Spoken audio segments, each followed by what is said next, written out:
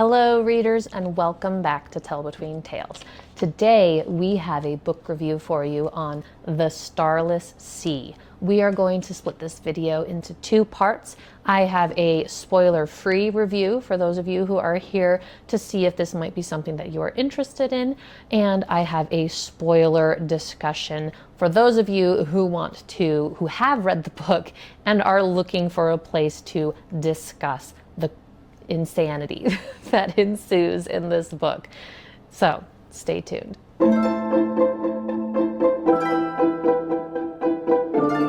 So The Starless Sea is Erin Morgenstern's second book, the first one being The Night Circus, which I have seen floating around quite a bit here on BookTube and being talked about a lot. Now this book, The Starless Sea, seems to be a bit more of a polarizing book, and it seems like people either really, really love it or they really, really hate it.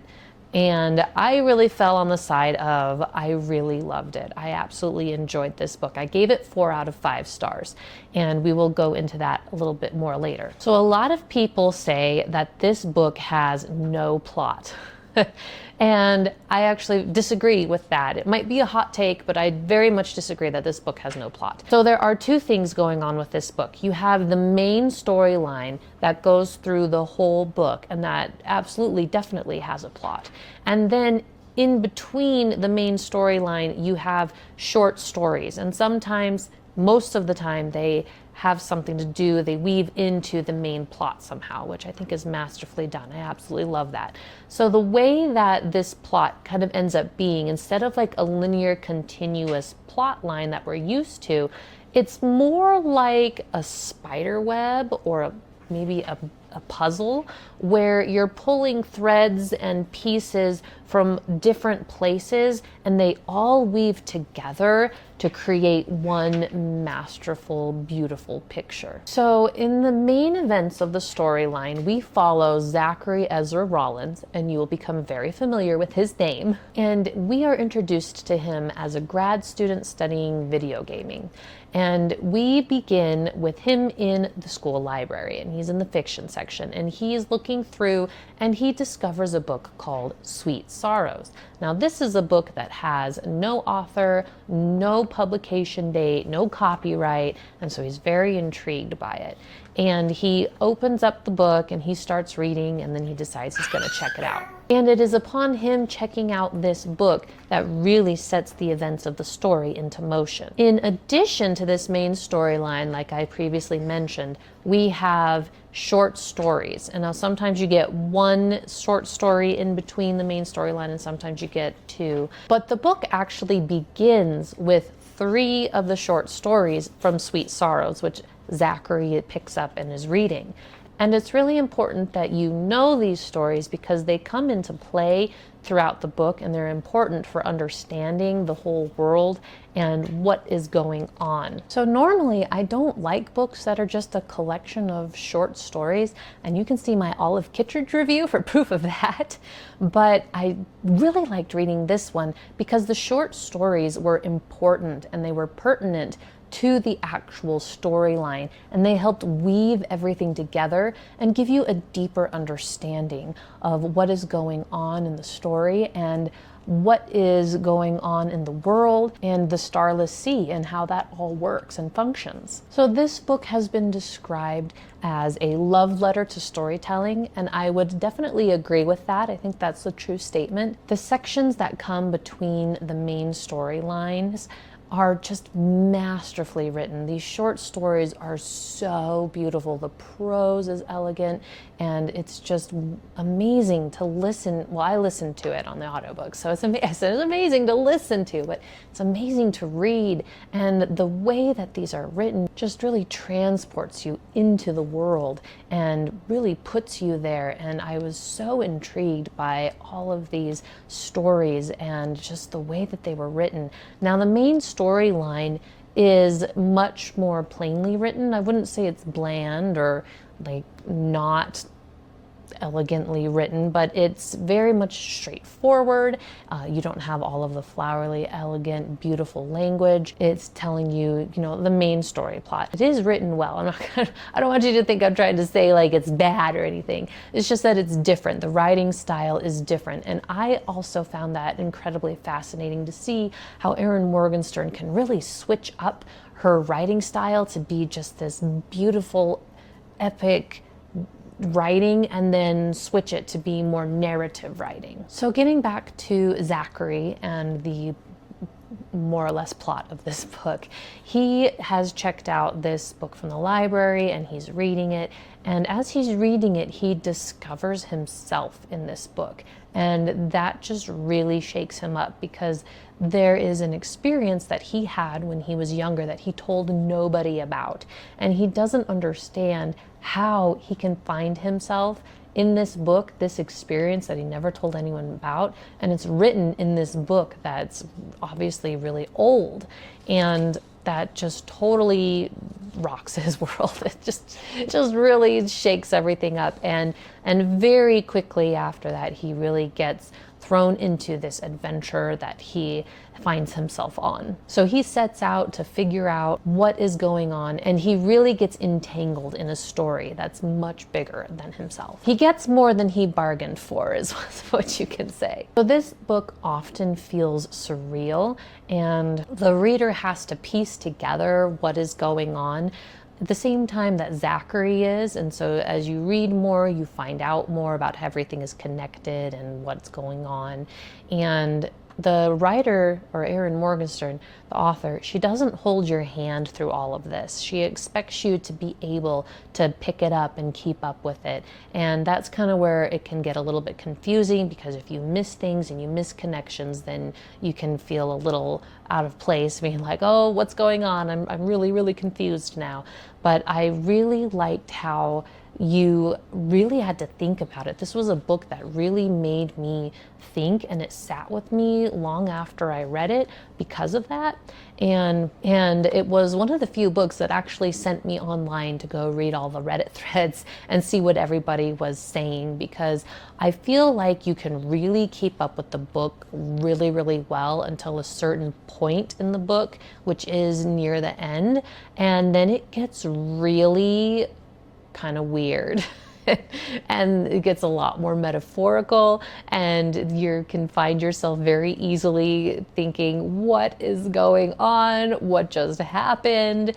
And it gets a little crazy, or maybe a lot crazy at the end. The end is pretty intense. And so I had to definitely go search online for what everybody else was saying about this book and how they were interpreting things and what they thought all the metaphors were, and their take on the ending. And so that was really fun to go through. And I don't often go online and really go search up what everybody's talking about within the books. But this one I did, and I did that for days.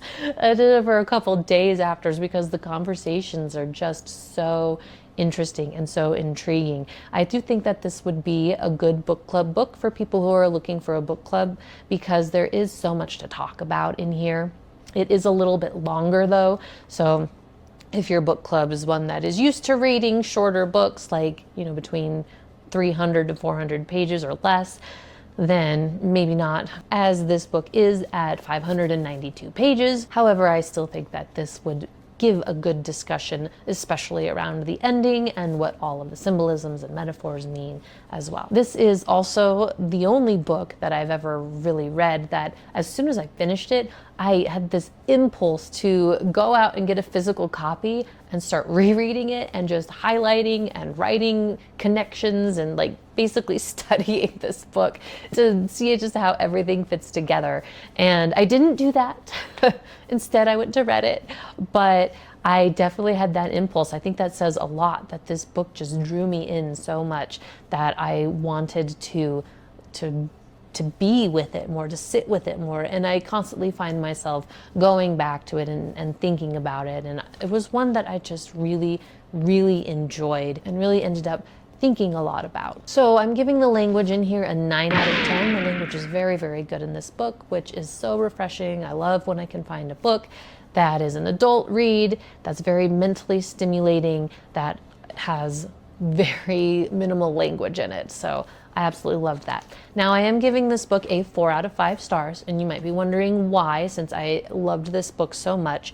And the reason why is just because the ending is so confusing that I thought it detracts a little bit, because there's so much going on in the ending and so much craziness that's happening that the confusion kind of just draws you out a little bit, and not everything is explained. And I'm not saying that, you have to explain everything for it to get a perfect score, but there are things that I felt should have been explained. Like an author can leave things open to interpretation, but you read this book and you're like, I really would like these things explained, please. And I think that would just help a little bit with the reader's understanding of everything, and just to help kind of give a bit more closure to the novel, as there are some very specific questions that it would be good to answer, and I'll go over that in the spoilers section, which is coming up right now. So if you have not read the book, go ahead and click off right now. Leave a comment down below. Thank you very much for watching. And if you would like to stay for the spoiler discussion, we are going to head that direction right now. All right, so spoiler discussion. We are officially in the spoiler discussions. Last chance to click off. And so if you're still here watching, I hope you enjoyed this book as much as I did. And I want to know what your favorite short story is. My favorite short story was the story about the innkeeper and the moon, and I was really excited after I read that and continued reading that we actually got a whole second half to that story, and then it later came into play, like that story came into play when Dorian and Zachary are down in the depths of the harbor, in the Starless Sea, wandering around, and Dorian actually gets to visit the inn, and I thought that was really fun. I really liked how that specific element was woven into the story. However, I have 2 questions that despite my best efforts, I could not find anywhere. So if you have the answers to these questions, or even if you don't, just pop me a comment down below. I would vastly appreciate it. So the first one is, for the life of me, I cannot figure out why the floor of the harbor collapsed. Why did the whole thing just fall into the depths? And I feel like this was glossed over in the book. And I mean, Zachary even goes, well, what happened? How did this happen? And Dorian's just like, oh, well, I never thought she would actually do it. And it was something along the lines of, oh, she tried to open it from the outside. And I just don't know what that means. So if you know what that means, I mean, it's that, like, she tried to create a door. Like, what does that mean? She tried to open it from the outside. Is she trying to get into the Starless Sea without a door? Like, you need a door, and Mirabelle can paint the doors, but Allegra can't paint the doors. And so as far as we know, Allegra has no way to create doors. And so the only way that she can get access to the Starless Sea is by finding a door, a portal door. And I don't get it. So if you understand what that meant and what caused the floor of the harbor to completely collapse, which spurs the end of the book, I would be grateful if you could let me know. Now, my second question is about the bees. I know it's crazy, but not specifically the bees. What I want to know is Zachary has to die to travel to the land of the bees, where the bees are. He has to die to meet them. But you see, the bees are also the kitchen. And so I don't understand how up in the library you're communicating with the bees, who are apparently in the realm of the dead, and they're like sending you food. Like, how are we crossing over this life-death barrier? Because Zachary had to die to go meet them, but apparently they can communicate with people. And I mean, Zachary sends his clothes down to the kitchen to get cleaned. And so did they pass through the life-death barrier and then get sent back up to them? So, and then the bees are just making food out of the honey and sending it to the living. Like, how is that all crossing the barrier of this life to death barrier? I don't know. But I thought that was I don't understand that. So if you understand how, the whole bee kitchen life death thing works, that would be fantastic. I also still don't quite understand why Zachary arriving there ends the story. Like, that's kind of glossed over in the book too. They just say, well, because you're the key, and that ends it. And you're like, okay, I still don't understand. And Zachary doesn't understand either. So like he says in the book, like, this is not a good explanation. I don't understand. I'm confused. And so I'd love to hear your thoughts on that. Like, why Zachary dying and going to the bee kingdom ends the story. Why does that end the story? I don't know, but apparently it does. All right, so those are my 2 questions. Maybe 3 questions, but the last 2 just have to do with each other. So, all right, now I have to get into a little bit of a rant. I have to air my grievances. This was my biggest issue with the book that just drove me nuts. And so I would love to hear your opinions on this one as well. So my biggest qualm with this story actually is, why does Zachary like Dorian? For the life of me, I can't figure this out. So I'm going to recap this for you, and you tell me what I missed, because I obviously missed something. Like, it makes total sense why Dorian likes Zachary. That I thought that was done very well. We get the flashback. You kind of get, it makes sense. That whole thing makes sense. But Zachary, why is he falling in love with Dorian? So let's recap what is going on from Zachary's perspective. So from Zachary's perspective, first we gotta say, he meets Dorian, who I'm pretty sure from his internal dialogue is middle-aged, which I Googled, and is between 40 and 60 years old. So even if we say that he's 40, I mean, he mentions like his hair is graying and like he's got like aches and like his body's not working as well as it used to when he was young. So he's not like 30 years old. He's a little bit older than that. So he does say he's middle-aged. So let's just say the youngest, let's say he's 40. And Zachary is a college graduate student. And so he's probably in his mid-20s, maybe late 20s at the most, if he took some time off in between high school and college, and then college and grad school, maybe. So we've got like, a mid-20s and a early 40s.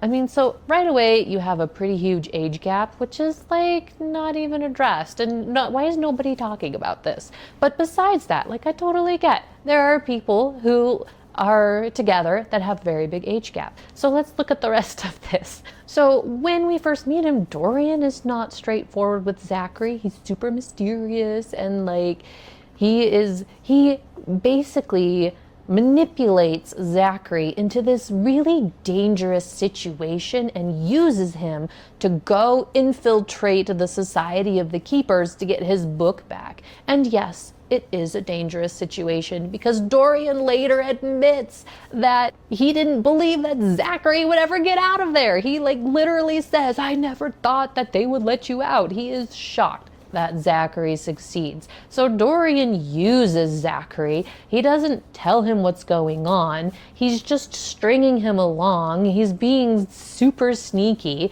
and he's holding Zachary's book like a carrot over his head. Be like, oh, be a good boy and go do this mission for me, and I'll give you your book back.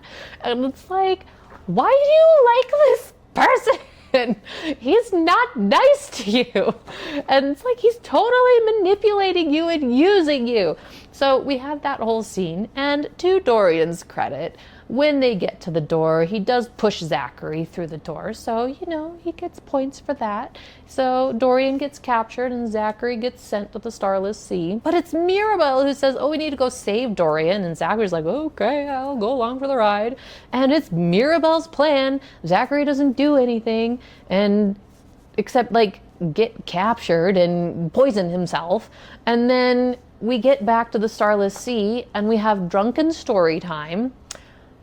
And then in the next scene, it's like Zachary's talking about how he is like totally in love with Dorian. And I'm like, what did I miss?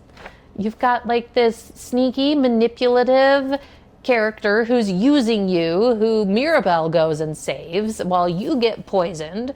And like, so, I mean, I just don't get it. So, I mean, unless he's just super enamored by Dorian's storytelling abilities, because the very first time he does meet him, he does get the story about fate and time. And we do know that Zachary really, really enjoys that story and is very impressed by the storytelling abilities of this person.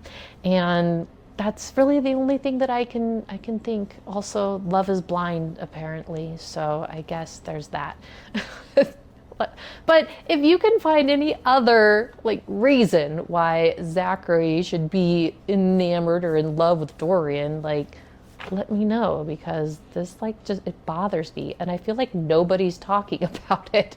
It's like you just got used and strung along and like put in a dangerous situation, and now you're in love with this person. I guess it's exciting. You know, some people are drawn to that type of stuff, right? You know, the wild and crazy life. They get you out of your, you know, mundane routine, I guess.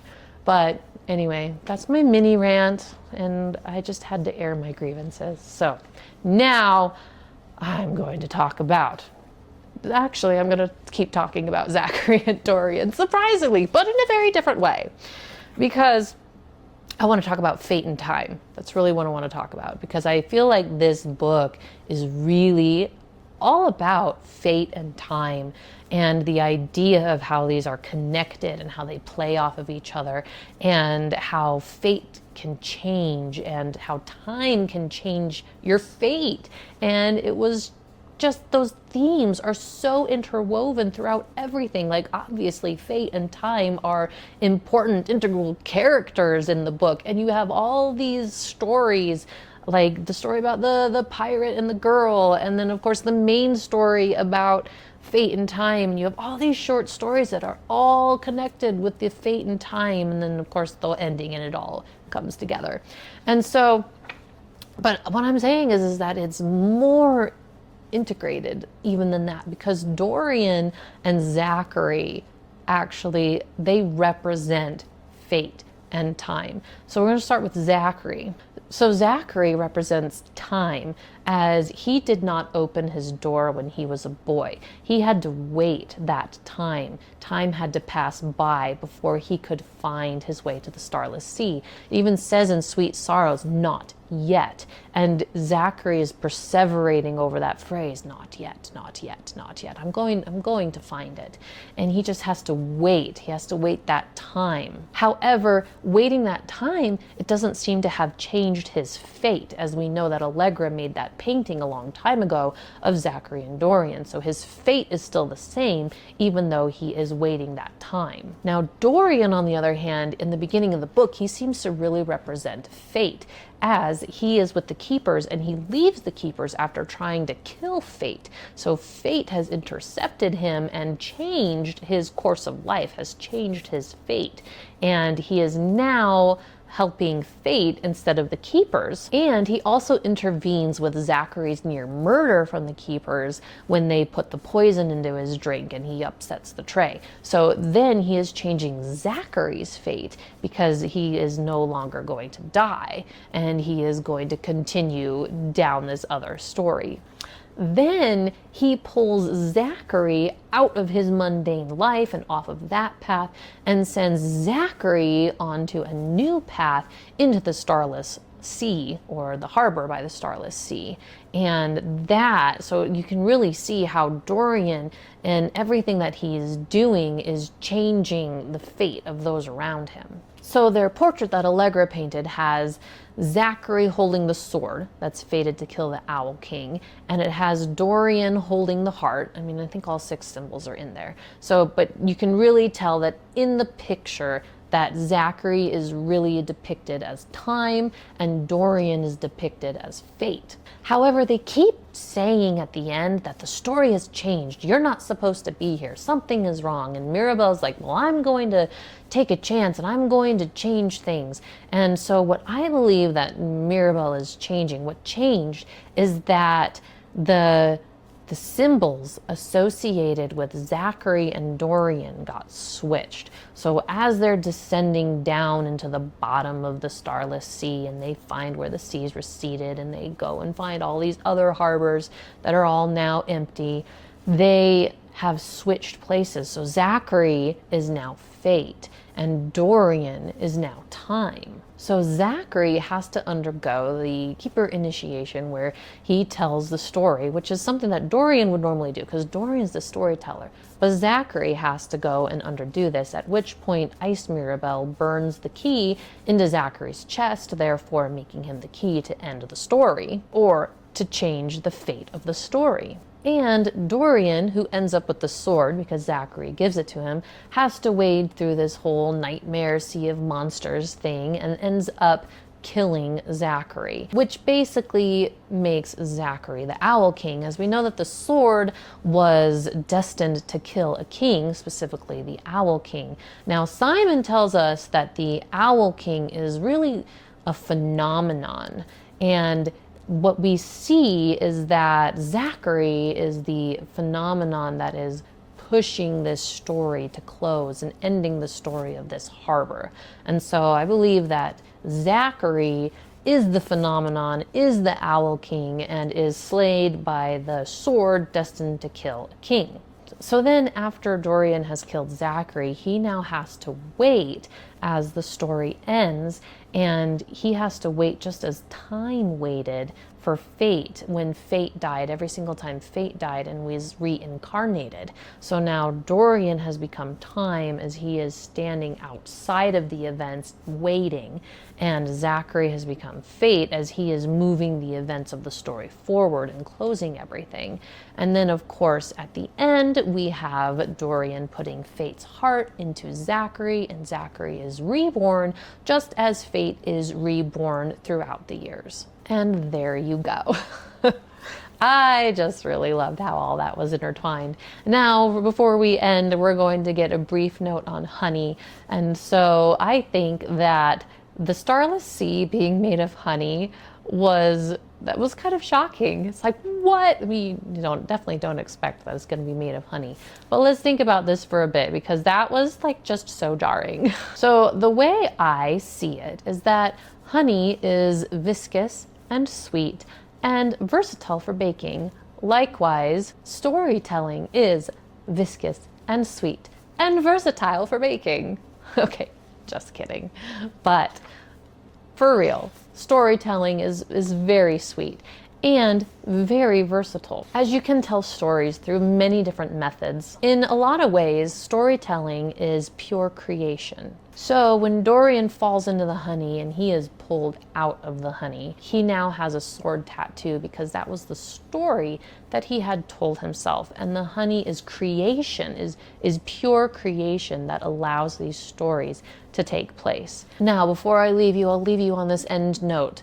Why is Dorian trying to wash honey off of himself with cold water? That's not gonna help at all. He's gonna be sticky for the rest of his life, I think. And with that, I would love to hear any and everything that you would like to say about the Starless Sea. And thank you so much for watching. We'll see you next time.